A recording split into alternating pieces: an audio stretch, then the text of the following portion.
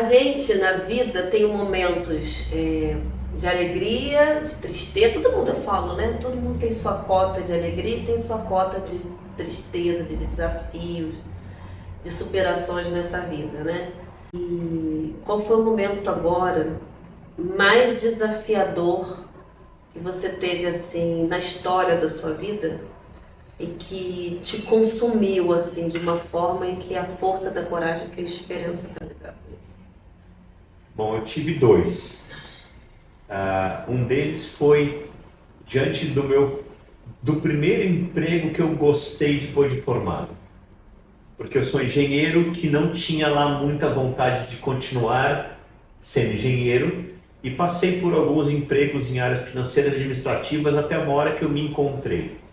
Eu cheguei numa empresa onde eu fui montar um departamento que era de internet. Isso foi em 2019, 2018, quando ninguém sabia o que era, nem eu. E deu muito certo. E aí a empresa foi crescendo e eu fui conseguindo mais funcionários. E naquele momento, Catarine, eu dedicava uma atenção integral àquele emprego, porque ele me completava. Cada funcionário era quase que um filho meu. Uma coisa muito além do que é normal e do que é recomendável, ou do que do que deveria ser. E no momento, depois de 1 ano e meio, quando a gente ia ter houve um momento em que esse órgão cresceu tanto que era para ele ser uma empresa separada. Então o presidente da empresa me chamou para dizer que eu seria o novo diretor geral da nova empresa, que era uma dissidência da empresa grande, e falou: olha, você trabalhou de uma maneira insana, você se dedicou muito, você merece, esse é o seu cargo, está aqui um business plan aprovado por uma empresa de auditoria, olha o seu nome com o seu cargo, com o seu bônus. 1 semana depois, esse homem me demitiu. Com lágrimas nos olhos, ele falou assim: essa é a decisão mais difícil da minha vida e você não pode continuar conosco. Eu nunca soube o porquê.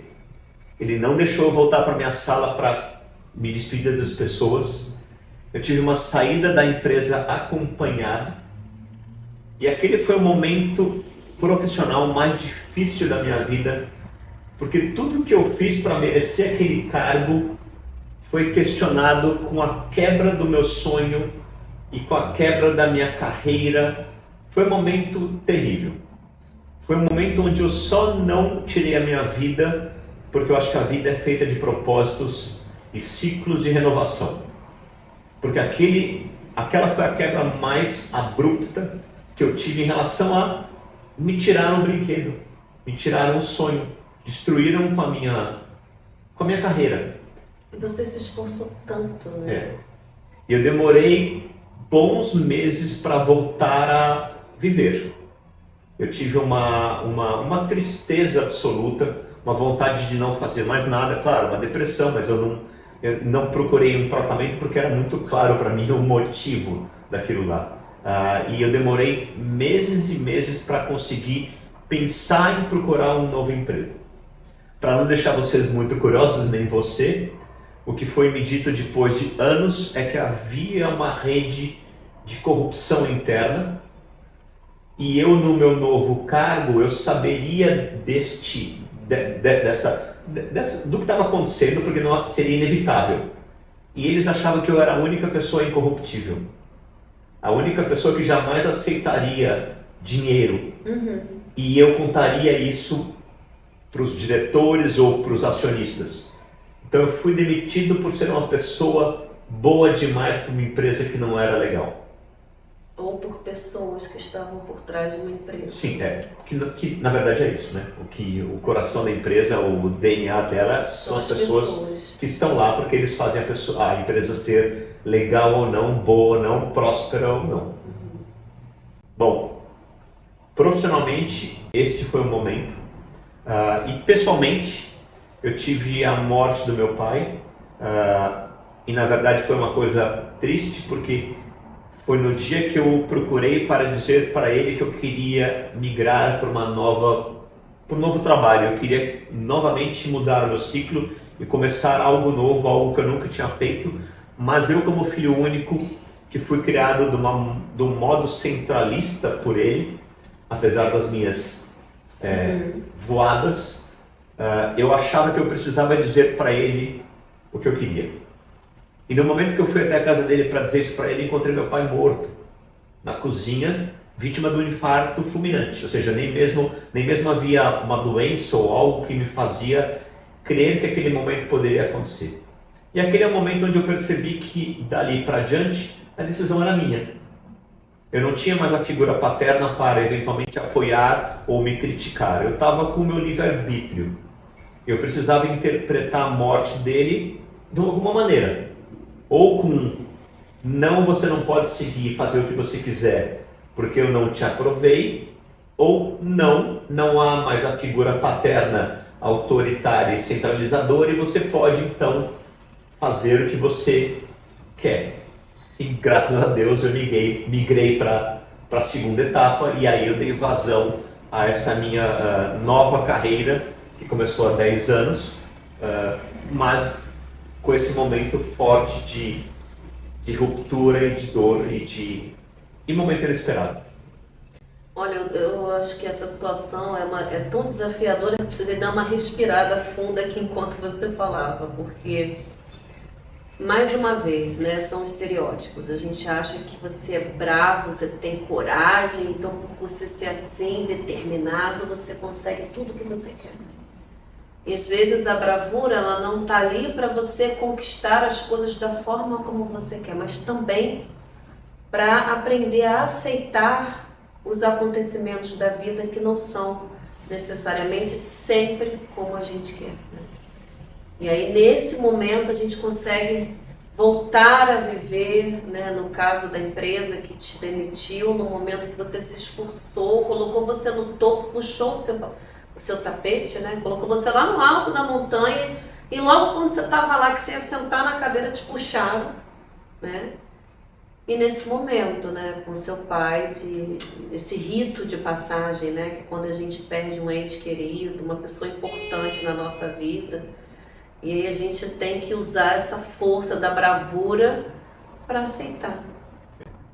E a força da bravura, ela teve que ela aconteceu do momento que eu o encontrei, porque eu, como filho único e filho de pais mais velhos, estava diante de uma situação que eu precisava resolver. Então a primeira era, será que ele está morto de verdade ou ele está desmaiado? Como que eu faço para quem eu ligo, como eu cuido, como eu dou ao meu pai um final nobre?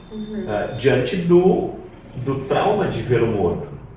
E aquela foi uma noite muitíssimo longa, que claro, terminou com ele no velório, mas eu tive que fazer tudo, inclusive vestir meu pai, maquiar o meu pai.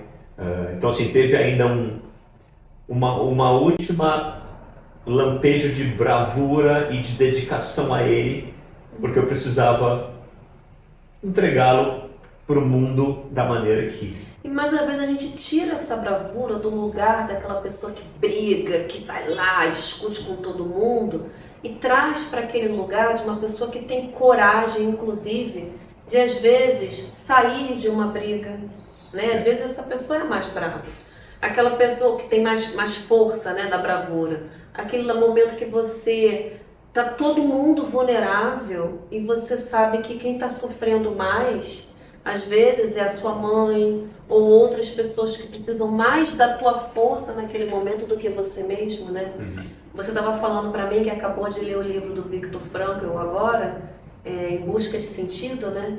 E tem uma passagem que ele fala muito interessante quando uma paciente dele, você vai lembrar, está muito mal, não lembro mais se é paciente ou paciente, está muito mal pela perda de um ente querido. É paciente pela perda da mulher. Perda da mulher. E aí ele chega para ela e fala, se você pensasse na dor e no sofrimento que ela teria em me perder, quem você preferiria que sofresse? Você ou ela que você diz amar tanto, né? E aí naquele momento ele fala, não, eu não gostaria de vê-la sofrer. Então que bom que ela fez a passagem antes de você, né? Que bom que ela morreu, que bom que ela se foi antes de você, porque se ela tivesse ficado aqui, ela ia estar sofrendo no seu lugar. Então você tem que ter uma bravura, né, para aceitar a vida e os acontecimentos da forma como eles vão se desenhando, que nem sempre é como a gente gostaria que fosse. Mas lá na frente a gente tem uma explicação maior para tudo. Né? Eu comecei a ler esse livro porque ele fala muito de propósito e é o tema central da minha própria palestra. E uma coisa interessante é que ele fez um estudo com os demais sobreviventes dos campos e descobriu que aqueles que sobreviveram não eram obrigatoriamente os que tinham mais saúde ou mais jovens, mas os que tinham propósito, os que tinham sonho. E isso é muito legal, é você sempre ter algo pelo qual viver, algo pelo qual lutar. Que às vezes não cai do céu, né? Você pode dar esse sentido, esse significado. Sim, você tem que descobrir. E o que é importante para uma pessoa não é para você. A gente hoje vive num mundo onde há muita comparação com os amigos, com os familiares e principalmente pelas mídias sociais. O que a pessoa posta e você não faz. Então eu vejo muitas pessoas que buscam por um propósito, mas é muito mais por uma aceitação social. A pessoa ela quer se sentir pertencente àquele grupo, então ela começa a correr e tem que correr a maratona, porque todos do grupo dela também correm, mas ela odeia correr e não queria nem sair da cama, mas ela se força a atuar de uma maneira parecida. E o que acontece? Ela desiste, porque aquilo não é dela. Não pertence, não faz sentido para a alma dela, né? Ô Léo, eu vou encerrar essa entrevista com você aqui agora, mas semana que vem, logo daqui a pouco, a gente vai dar uma pausa, tomar mais um pouco de café e a gente vai voltar falando sobre o Natal for All. Ótimo. Tá bom? Muito legal. Pra gente fechar aí com bravura essa iniciativa que você começou pequenininho. E é muito interessante essa história, hein? Te aguardo semana que vem.